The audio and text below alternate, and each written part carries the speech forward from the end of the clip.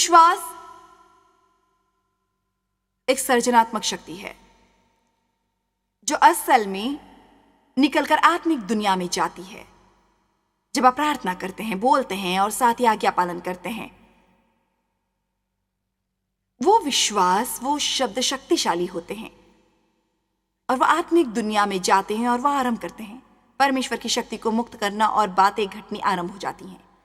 पर जब मैंने विश्वास के ये सिद्धांत सीखना आरंभ किया और मैंने आरंभ किया उन्हें लागू करना, प्रार्थना करके, बोलकर और आज्ञा पालन कर, प्रार्थना करके, बोलकर और आज्ञा पालन करके, प्रार्थना करके, बोलकर और आज्ञा पालन करके, प्रार्थना करके, बोलकर और आज्ञा पालन करके। मैं इसे इतनी बार बोलना चाहती हूं ताकि आप इसे भूलें ना।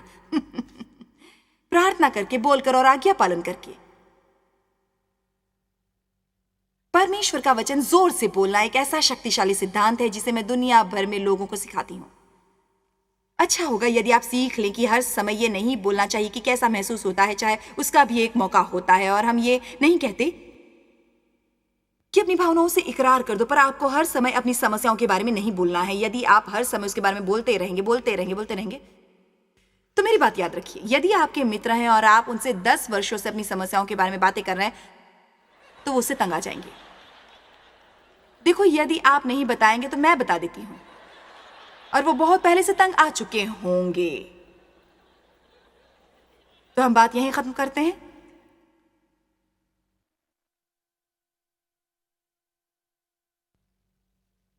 एक समय था जब हमारी सेवकाई केवल विश्वास द्वारा चलती थी। आप कल्पना नहीं कर सकते कि परमेश्वर का मुझसे ये करने के लिए बुलाना कितना बेतुका है। मैंने उनके लिए कोई पढ़ाई नहीं की। मुझसे कहा गया मेरी वैसी शख्सियत नहीं जो ये कर सके। मुझसे ये कहा गया मेरी वो करने के लिए आवाज नहीं है। मुझसे कहा गया कि मैं एक औरत हूं, मैं वो नहीं कर सकती। परमेश्वर, मैं एक औरत हूं। उन्होंने कहा मैं जानता हूं। तो मैं बदल गई हूं। मैंने जीवन में कई बीमारियों का सामना किया है और परमेश्वर ने मुझे चंगा किया है। मुझे कैंसर था, मैं चंगी हो गई। मुझे 10 सालों तक माइग्रेन था, मैं चंगी हो गई। मेरे ये कहने का मतलब कि मैं चंगी हो गई, मैं ये मतलब नहीं कि मेरे साथ कोई चमत्कार हुआ, पर परमेश्वर मुझे उनसे बाहर लाए। उन्होंने हल निकाला, मार्गदर्शन किया। और मैं भी उन लोगों में से एक होना चाहती हूँ जिनके साथ हमेशा चमत्कार होते रहते हैं, पर परमेश्वर मुझसे बहुत सी बातें सहन करवाते हैं। मेरे विचार से इसका कारण यह है कि वो चाहते हैं कि मुझ में इतना अनुभव हो कि मैं उन लोगों की मदद कर पाऊं जिन्हें इस तरीके से जीना पड़ता है। अब जानते परमेश्वर चमत्कार करते हैं, वो जीवित हैं और भले। और हमारा बचने का सबसे पहला उपाय होता है परमेश्वर पर चमत्कार के लिए विश्वास करना। स्तन का कैंसर होने पर मेरे लिए ये चमत्कार था कि उन्होंने अत्यंत छोटी गांठ देखकर पकड़ ली। उन्होंने कहा कि यदि अच्छे विशेषज्ञ वो नहीं देख पाते तो शायद मैं अब तक मर चुकी होती। और उसने एक बहुत सी छोटी गांठ देख ली, पर वो एक बहुत तेजी और उग्रता से बढ़ने वाला कैंसर था जिसने सचमुच बहुत बहुत बहुत जल्दी बढ़ जाना था। और उन्होंने उसे तब ढूंढा जब वो बेहद छोटा था, और चाहे मुझे उसके लिए ऑपरेशन करवाना पड़ा था, पर वो बिल्कुल मेरी ग्रंथियों तक नहीं फैला था। मुझे बिल्कुल कीमियोग्राफी नहीं करवानी पड़ी थी, विकिरण से चिकित्सा नहीं करवानी पड़ी। मैंने 2 सप्ताह तक काम नहीं किया, फिर मैं काम पर लौटी। जब आप परमेश्वर पर किसी चीज के लिए विश्वास कर रहे हो तो हमेशा ये मत सोचिए कि आपको डाक से या किसी आसमान से टपकी हुई चीज के द्वारा कुछ मिलेगा। परमेश्वर के साथ चलने का अर्थ होता है आपको किसी चीज के लिए कभी कभार प्रतीक्षा करनी पड़ती है। जो आपको महसूस हो वही करो, अगला कदम है। और मैं कह सकती हूं कि मैं स्वस्थ हूं। मैं दिसंबर में अपनी जांच करवाने के लिए डॉक्टर के पास गई तो उन्होंने कहा तुम्हें दिल का दौरा नहीं पड़ सकता।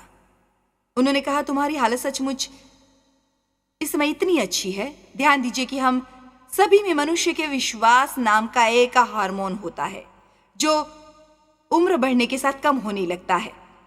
उन्होंने कहा उन्होंने कभी मेरी उम्र की कोई स्त्री नहीं देखी जिसमें इतने हार्मोन्स की मात्रा अच्छी हो। उन्होंने कहा इसलिए आप बूढ़ी भी नहीं हो रही हैं। मैंने कहा अच्छा। और मैं ये बात कहे बिना नहीं रह सकती।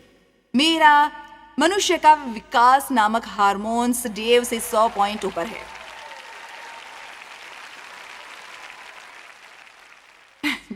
एक चीज तो होनी चाहिए जिसमें मैं इनसे आगे रहूं। पर याद रखिए, मैं अपना हिस्सा भी कर रही हूं। 3 साल पहले परमेश्वर ने मुझसे कहा कि मुझे वर्जिश करनी चाहिए यदि मुझे तंदुरुस्त रहना है, और मैं ये करना चाहती थी, पर मैंने समर्पण किया। मैं हर दिन आधा दर्जन शक्कर से लदे चॉकलेट वाले बिस्किट खाना पसंद करूंगी, पर आप जानते हैं मैं ऐसा नहीं कर सकती। इसलिए यदि आपको स्वस्थ रहना है तो आपको कुछ काम करने ही होंगे, आपको आपका हिस्सा करना होगा, आपको प्रार्थना करनी होगी और बोलना होगा, पर आपको फिर भी वो करना होगा जो आपको विश्वास होगा कि परमेश्वर आपसे करवाना चाहते हैं। पर अब हाल ही में मुझे पीठ में दर्द हुआ था, पिछले कई वर्षों से होता है। मैं इलाज करवाती हूं, पर जानते हो मैं शायद इन मंचों पर हजारों मील चली हूं, कई सालों से ऊंची एड़ी के सैंडलों में, जो एक बेवकूफ़ी थी। मेरा मतलब मुझे आपको बताना होगा। अब मैं उन औरतों को देखती हूँ जिन्होंने 5 इंच ऊंची हील पहनी होती है। तो मैं आपके जीवन में दखल देने की कोशिश नहीं कर रही, पर आप चाहे जो पहन सकती हैं, पर मैं ये कह रही हूँ अच्छा होगा। चाहे आप जानते हैं मैंने शायद सैंडल अन्य लोगों के मुकाबले में अधिक पहने हैं, क्योंकि मुझे अक्सर मंच पर आना पड़ता है। ऐसा नहीं कि मैं सप्ताह में एक बार गिरजे इत्यादि जाते समय पहनती थी, और फिर समय गुजरने के बाद मेरी पीठ में कुछ गंभीर समस्याएं होने लगी। सो पिछले महीने से मुझे बहुत कष्ट हो रहा था अपनी पीठ में, और हम सबसे पहले एक चमत्कार के लिए प्रार्थना करते हैं।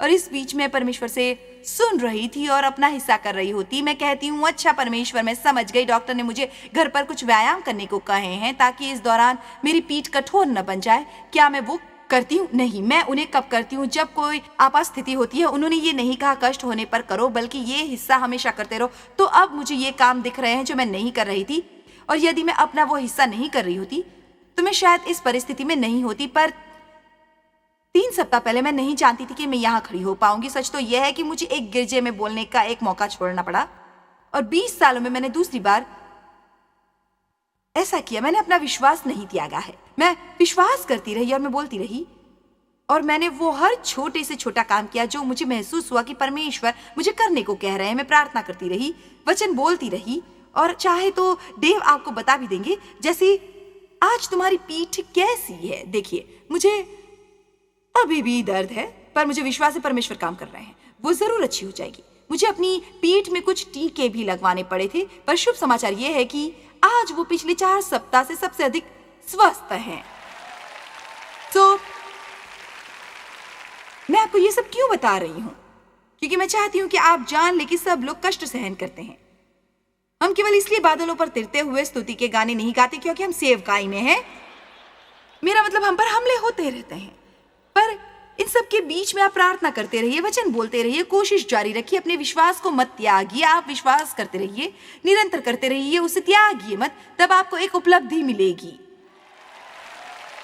आपको एक उपलब्धि मिलेगी। मुझे 10 सालों तक माइग्रेन की समस्या थी, और वो इस सेवकाई के आरंभिक 10 वर्ष थे।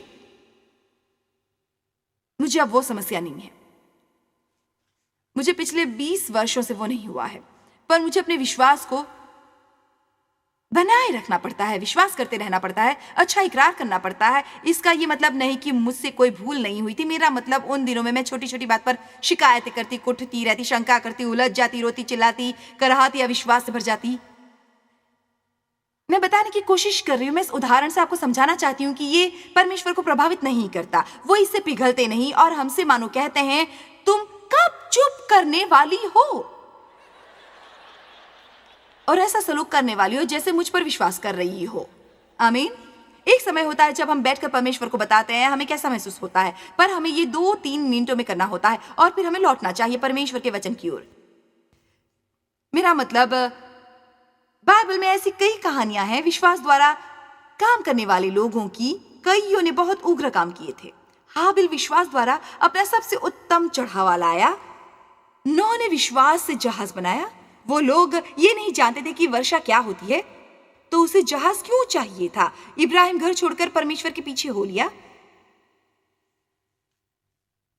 परमेश्वर ने उसे बताया नहीं कि उसे कहां जाना था। उन्होंने ये कहा तुम पहले सब छोड़ दो और चलना आरंभ करो। जब तुम चलने लगोगे मैं तुम्हें बताऊंगा तुम्हें कहां जाना है। बाइबल में इब्रानियों 11 में लिखा है कि वो गया, चाहे वो नहीं जानता था उसे कहां जाना है। उसने अपने मन को इसके बारे में परेशान नहीं किया। ठीक है परमेश्वर, रात हो गई है, मैं यहीं रुकूंगा, अपना तंबू गाड़ूंगा, फिर सुबह उठकर आगे बढ़ेंगे। यूसुफ ने आज्ञा दी कि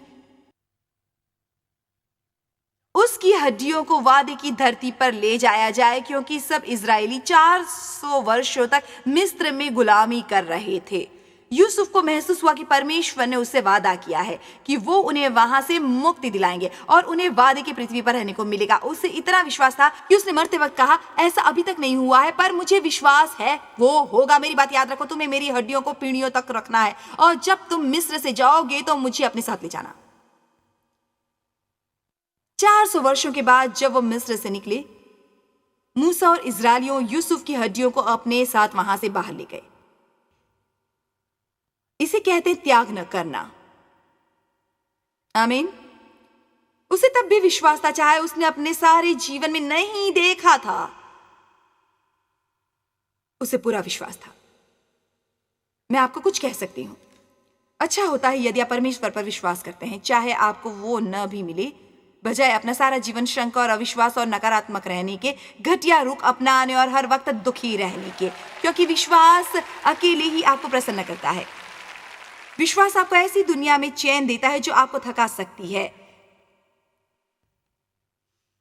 इब्राहिम और सारा के घर एक बच्चे ने जन्म लिया। यदि आप जाकर पूरा पढ़ेंगे तो जानेंगे कि सारा की मां बनने की उम्र निकल गई थी और बाइबल के अनुसार इब्राहिम की अवस्था मुर्दों जैसी थी। सचमुच यही लिखा है, मैंने आज ही देखा था।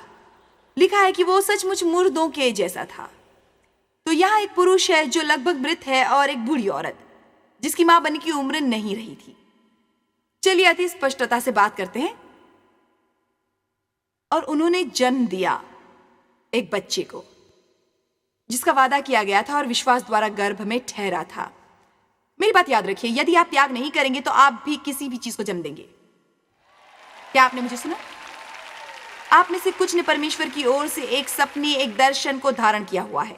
आपने आशा से गर्भ धारण किया है। आपके अंदर कुछ चीजें हैं जो घूमती रहती हैं। आप चाहते हैं परमेश्वर आपको इस्तेमाल करे और ऐसा लगता है जैसे कुछ हिल डुल नहीं रहा और कुछ नहीं हो रहा। आपके सारे मित्र आपके विरुद्ध है, आपका परिवार आपके विरुद्ध है, पर एक बात याद रखिए, परमेश्वर आपके पक्ष में है।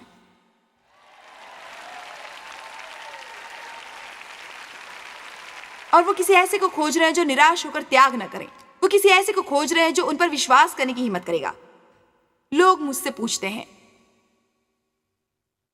मैं कैसे महसूस करती हूँ जो मैं अब करती हूँ उसके मुकाबले में जहां से मैं आई हूँ।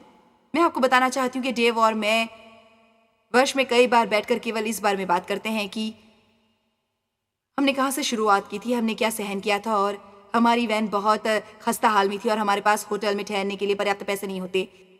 इसलिए हम मैकडोनल्ड की पार्किंग में गाड़ी रोककर वहाँ कुछ देर सोते थे ताकि बोलने के बाद घर जाते समय गाड़ी चला सके। तब भी कुछ नासमझ लोग आपसे ईर्ष्या करते।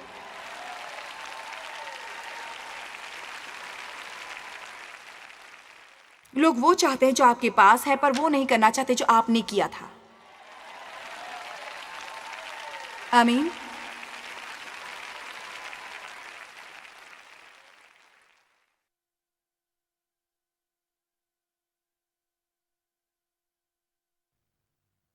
इजराइलियों ने विश्वास द्वारा लाल समुद्र पार किया। मूसा ने विश्वास द्वारा फिरौन का घर त्यागा। उसने आरामदेह स्थान त्यागा विश्वास के द्वारा, क्योंकि वो मदद करना चाहता था अपने लोगों की मुक्त होने में। उसने ऐसे जीवन का चुनाव किया जहां उसके पास भौतिक वस्तुएं कम होती पर आत्मिक चीजें अधिक।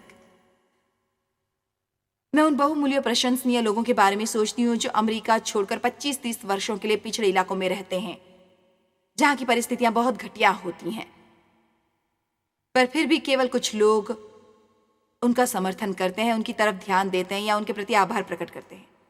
पर मेरी बात याद रखिए, परमेश्वर जानते हैं आप वहां हैं। आपने मुझे सुना, परमेश्वर जानते हैं आप वहां हैं और वो आपके विश्वास को देखते हैं और वो आपके शब्दों को सुनते हैं और आज्ञा पालन के हर छोटे काम को देखते हैं। हमारा विश्वास द्वारा बचा होता है, हम सब ये समझते हैं। पर मुझे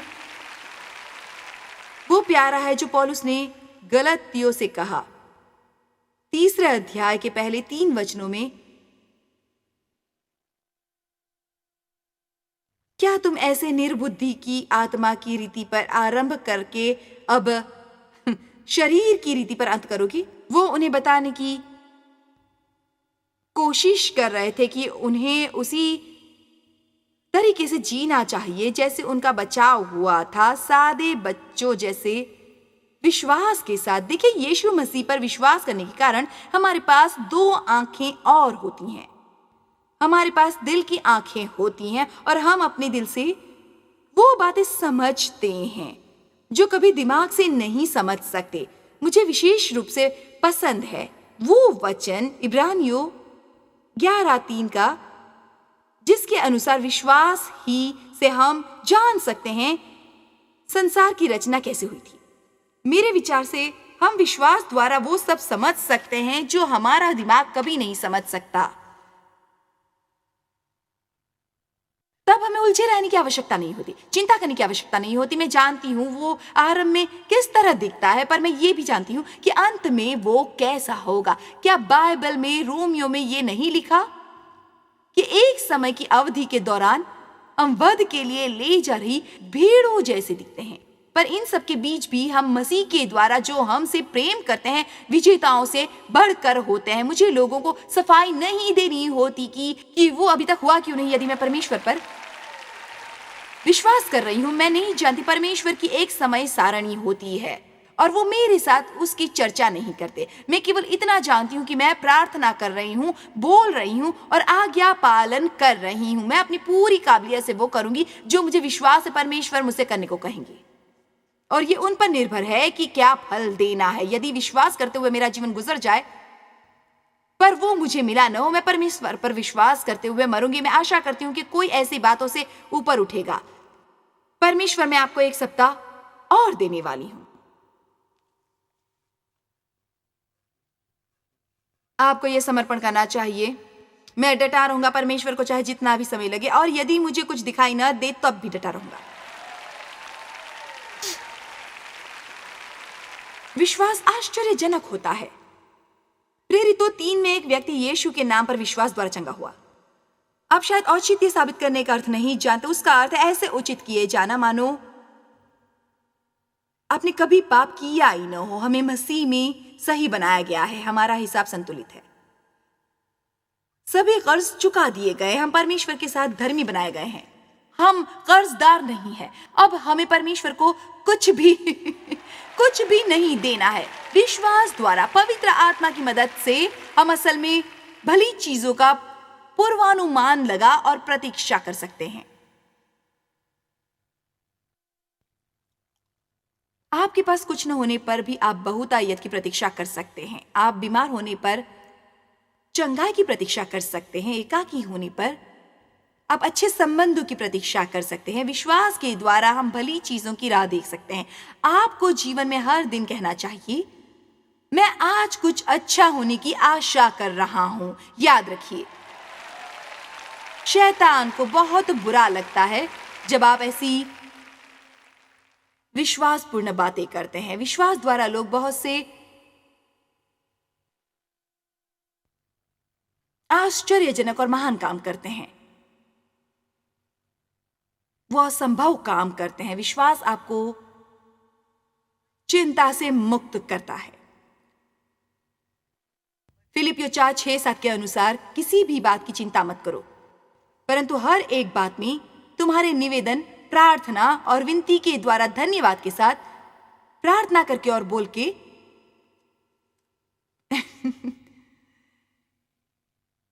परमेश्वर के सम्मुख उपस्थित किए जाएं। तब शांति जो समझ से परे है तुम्हारी होगी। इब्रानियों 4, विश्वास करने वालों ने परमेश्वर के आराम में प्रवेश किया है। बाइबल में कुलुस्सियों 1:4 में विश्वास का क्या अर्थ लिखा है? मुझे यह प्यारा विश्वास है निर्भर रहना, निर्भर होना।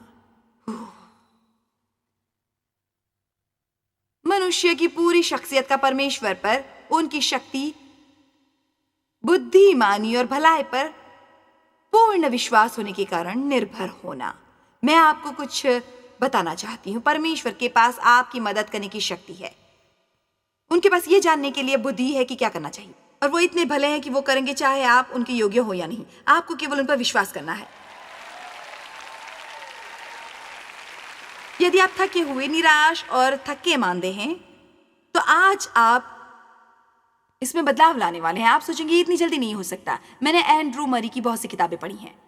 उन्हें कई किताबें लिखी और वो मुझे अच्छे लगते हैं। वो बहुत सादगी से लिखते हैं और मुझे उन्हें पढ़ने में दिक्कत नहीं होती। मैंने बहुत सी आध्यात्मिक किताबें पढ़ने की कोशिश की, पर माफ़ कीजिएगा, मुझे वो समझ नहीं आती। मैं मानती हूँ कि ऐसे बहुत से होशियार लोग होंगे जिन्हें वो समझ आती होंगी, पर मैं उन्हें नहीं समझ पाती। इसलिए वो मुझे पसंद है क्योंकि वो सादगी से लिखते हैं। और उन्होंने इसमें बात की है दो भिन्न व्यक्तियों की, जिनमें से एक कहानी मैं आपको कल सुनाऊंगी। एक कैनन बैटसबी नाम का व्यक्ति था। ये 1873 की बात है। उन्होंने कहा था कि वो एक सभा में गए थे 1873 में, जिसका नाम था द ऑक्सफोर्ड कन्वेंशन। उन्हें अनुभव हुआ कि उन्हें एक ऐसी नई और स्पष्ट आशीष मिली है जैसे पहले कभी नहीं मिली थी। उन्होंने कहा 25 वर्षों से अधिक समय से वो परिश्रम से सुसमाचार का प्रचार कर रहे थे, और उनकी डायरी से पता चलता है कि वो पूरी वफादारी से परमेश्वर के साथ चलते थे, पर वो हमेशा परेशान रहते थे इस जानकारी से कि पाप हम पर विजयी हुआ है। परमेश्वर नहीं चाहते कि हम किसी भी बात के लिए घबराएं। कुछ भी वैसे काम नहीं करता जैसे उसे करना चाहिए। यदि आप हर वक्त घबराएं, चिंतित, परेशान, शांति और आनंद के बगैर परमेश्वर के साथ धर्मी होने से अधिक दोषी महसूस करते हैं। क्या मैं कुछ कह सकती हूँ? कुछ तो गलत होता है यदि आप हर वक्त वैसे महसूस करते हैं। आप अपने विश्वास का इस्तेमाल नहीं करना चाहते होंगे परमेश्वर से एक चीज पाने के लिए। मुझे याद है जब परमेश्वर ने मुझसे कहा, यदि तुम अपने विश्वास का इस्तेमाल किसी बड़ी चीज के लिए करना चाहती हो तो दोष से मुक्त रहने के लिए करो, क्योंकि विश्वास करने से काबिल होना जब हमसे कोई भूल हो और हमारा दिल धर्मी हो और हम उसके लिए सचमुच शर्मिंदा हो कि परमेश्वर न केवल हमें क्षमा करेंगे पर वो काम भी करेंगे जिसके लिए हमें बदलने में मदद मिलेगी। बहुत से विश्वास की आवश्यकता होती है आनंदित रहने के लिए जब आपके पास मुस्कुराने का कोई कारण नहीं होता। विश्वास की आवश्यकता होती है शांत रहने के लिए जब आपकी परिस्थिति में शांत रहना असंभव होता है। अपने विश्वास को इस्तेमाल कीजिए केवल नई नई वस्तुएं और अधिक पदार्थ और दफ्तर में तरक्की पाने के लिए। वो अपने विश्वास को इस्तेमाल करने का बहुत ही निम्न स्तर है। हमें अपने विश्वास का इस्तेमाल करना चाहिए आगे बढ़ने के लिए। इस दुनिया में जिसे मसीह को देखने की आवश्यकता है, सो वो हमेशा घबराए रहते थे। कम मैं बताती हूँ, वो इस सभा में गए और उन्होंने सुना एक पुरुष को, वैसे ही जैसे आप मुझे सुन रहे हैं, और उस व्यक्ति ने बात की विश्वास के आराम के बारे में। परमेश्वर ने उस प्रशंसनीय मसीही व्यक्ति की आंखें खोल दी ताकि वो समझ ले कि उसे संघर्ष नहीं करना है। मेरी प्रार्थना है कि आज यहां हाजिर कोई इस बात को समझ ले। आपके संघर्षों का कभी अंत नहीं होगा जब तक आप उन्हें परमेश्वर के हवाले नहीं करेंगे। यदि आप अभी ऐसा नहीं कर सकते तो मैं आपको न्योता दूंगी, आप 100 बार और पहाड़ के आसपास घूमकर अगले साल लौट कर आइए। विश्वास है मनुष्य की पूरी शक्ति का परमेश्वर पर निर्भर होना। उसकी शक्ति, बुद्धिमानी और भलाई पर पूर्ण विश्वास होने के कारण विश्वास आपके कुछ हिस्सों का परमेश्वर पर झुकना नहीं है, बल्कि आपका पूरा निर्भर होना है। ऐसा नहीं कि आप अपने बचाव के लिए उन पर विश्वास करें, पर अपने बच्चों के मामले में नहीं। आप अपने पापों को क्षमा करने के लिए परमेश्वर पर विश्वास करें, पर अपने साथी और विवाह के मामले में नहीं। आप चुनाव नहीं कर सकते, पर अफसोस हम यही करते हैं। मैं परमेश्वर पर इसके लिए विश्वास करूंगा, पर इसके लिए नहीं। ये परमेश्वर के बस में नहीं है। मैं खुद ही इससे निपट लूंगा। हम चेतन अवस्था में वैसे नहीं सोचते।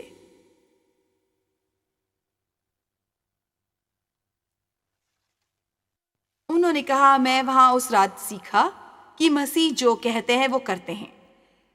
देखिए, यदि कोई 1873 में ये सीख सकता है तो हम आज ये क्यों नहीं सीख सकते? मैंने सीखा कि मसीह जो कहते हैं वो करते हैं। हमें इसे पढ़कर ऐसा व्यवहार करना बंद करना है जैसे ये सच नहीं है। आमीन।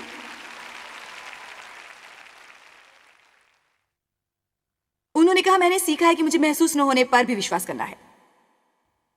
मसीह की बात सच मानकर उस पर विश्वास करना चाहिए। बिना महसूस किए। इसे अब 8 वर्ष हो गए हैं जब से मैं इस आशीष को अपना मान रहा हूं, और मैं ऐसा नहीं कर सकता कि मैंने एक पल भी विश्वास करना छोड़ा था क्योंकि मैंने त्यागा था।